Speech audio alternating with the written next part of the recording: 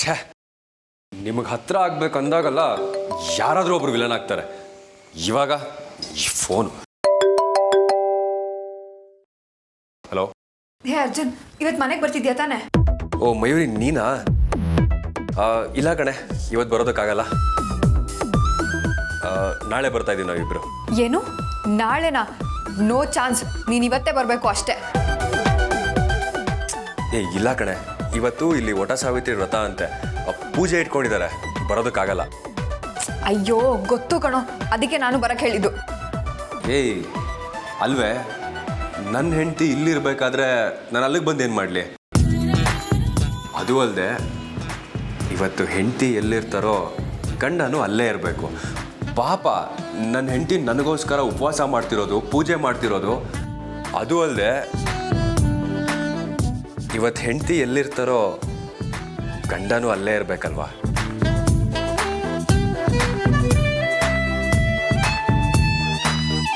ಪಾಪ ಅವ್ರು ನನಗೋಸ್ಕರ ಪೂಜೆ ಮಾಡ್ತಿರೋದು, ಉಪವಾಸ ಮಾಡ್ತಿದ್ದಾರೆ. ಒಂದು ನಿಮಿಷ ಕೊಡಿ, ನಾನು ಮಾತಾಡ್ತೀನಿ. ಓಹ್, ಹೋಲ್ಡ್ ಆನ್, ನನ್ನ ಸಾವಿತ್ರಿ ಅವರೇ ಮಾತಾಡ್ತಾರಂತೆ, ಅವ್ರಿಗೆ ಕೊಡ್ತೀನಿ, ಮಾತಾಡು.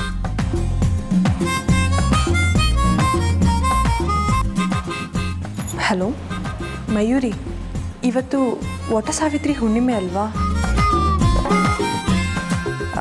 ಇವತ್ತಿನ ದಿನ ಹೆಂಡ್ತಿನೇ ಗಂಡನಿಗೆ ಎಣ್ಣೆ ಸ್ನಾನ ಮಾಡಿಸ್ಬೇಕು, ಪಾದಪೂಜೆ ಮಾಡಿ ಆಶೀರ್ವಾದ ತಗೊಂಡು ಕಂಕಣ ಕಟ್ಟಿಸ್ಕೋಬೇಕು. ಇದೆಲ್ಲ ಇರುತ್ತೆ. ನಾವಿವತ್ತು ಬರೋದಕ್ಕಾಗಲ್ಲ. ಯಾಕೆ? ಏನಾದರೂ ಮುಖ್ಯವಾದ ವಿಚಾರ ಇತ್ತಾ?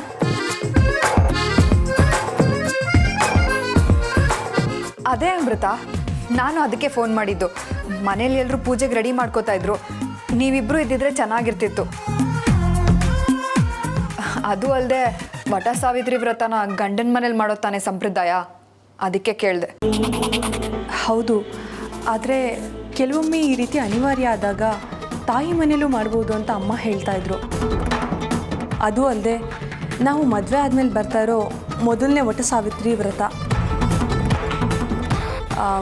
ಅದಕ್ಕೆ ಅಮ್ಮ ಏನೇನೋ ವಿಶೇಷವಾಗಿ ತಯಾರಿ ಮಾಡ್ಕೊಂಡಿದ್ದಾರೆ. ಪಾಪ ನಾವಿರಲ್ಲ ಅಂದರೆ ಬೇಜಾರು ಮಾಡ್ಕೋತಾರೆ. ನಾವು ಹಬ್ಬ ಮುಗಿಸ್ಕೊಂಡು ನಾಳೆನೇ ಬರ್ತೀವಿ.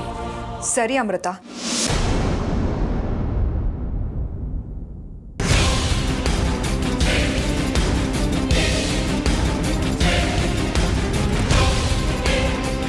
ವ್ರತ ಅಂತೆ, ಪೂಜೆ ಅಂತೆ, ಎಣ್ಣೆ ಸ್ನಾನ ಅಂತೆ, ಅದನ್ನೆಲ್ಲ ಮಾಡಬೇಕಾಗಿರೋಳು ನಾನು ಕಣೆ, ನೀನಲ್ಲ.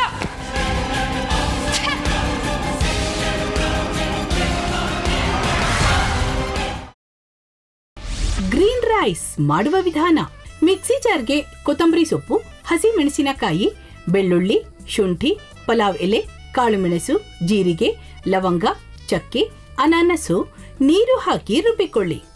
ಒಂದು ಪ್ಯಾನ್ಗೆ ಎಣ್ಣೆ ಹಾಕಿ ಅದು ಕಾದ ಮೇಲೆ ಜೀರಿಗೆ, ಈರುಳ್ಳಿ, ಕರಿಬೇವು ಹಾಕಿ ಹುರಿದು ರುಬ್ಬಿದ ಮಸಾಲ, ಉಪ್ಪು, ಅನ್ನ ಹಾಕಿ ಮಿಕ್ಸ್ ಮಾಡಿ. ಒಂದು ಚಿಕ್ಕ ಪ್ಯಾನ್ಗೆ ತುಪ್ಪ, ದ್ರಾಕ್ಷಿ, ಗೋಡಂಬಿ ಹಾಕಿ ಹುರಿದು ಕಲಸಿದರೆ ಗ್ರೀನ್ ರೈಸ್ ಸವಿಯಲು ಸಿದ್ಧ. ಅವಳು ಕೇಳೋ ಹಾಗಿದ್ದಿದ್ರೆ ಎಲ್ಲ ಯಾವತ್ತೋ ಸರಿ ಹೋಗ್ತಾ ಇತ್ತು.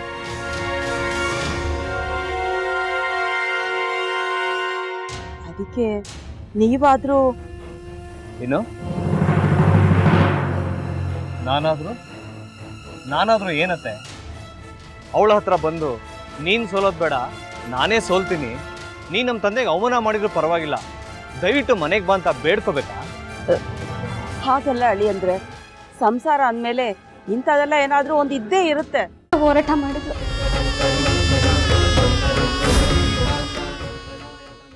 ಮಧುವಂತೆ ಅಕ್ಕನ ನ್ಯಾಯ ಸಿಗುವವರೆಗೂ ನನ್ನ ಮದ್ವೆನೇ ಮಾಡ್ಕೊಳ್ಳಲ್ಲ ಅಂತ ಪಣ ತೊಟ್ಟು ಕೂತಿದ್ಲು. ನಿನ್ನ ಪ್ರಾಣನೇ ಇಟ್ಕೊಂಡಿದ್ಲು ಕಣೆ ಅಕ್ಕ.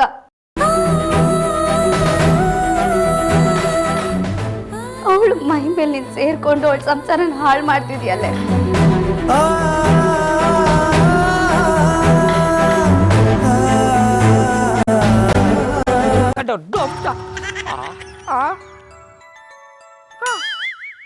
ಇದ್ಯಾವುದಪ್ಪ ಹೊಸ ನಂಬರಿಂದ ಫೋನ್ ಬರ್ತದೆ?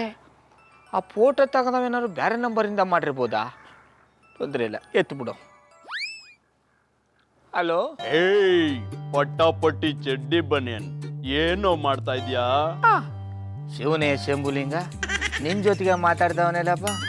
ಅಲ್ಲ ಶಿವ, ಯಾಕೆ ಹಿಂಗ್ ಫೋನ್ ಮಾಡಿ ನಂಗೆ ಜಂತುಳ ಬಿಡ್ತಾ ಇದೆ? ಏಯ್ ವಾಯ್ಸ್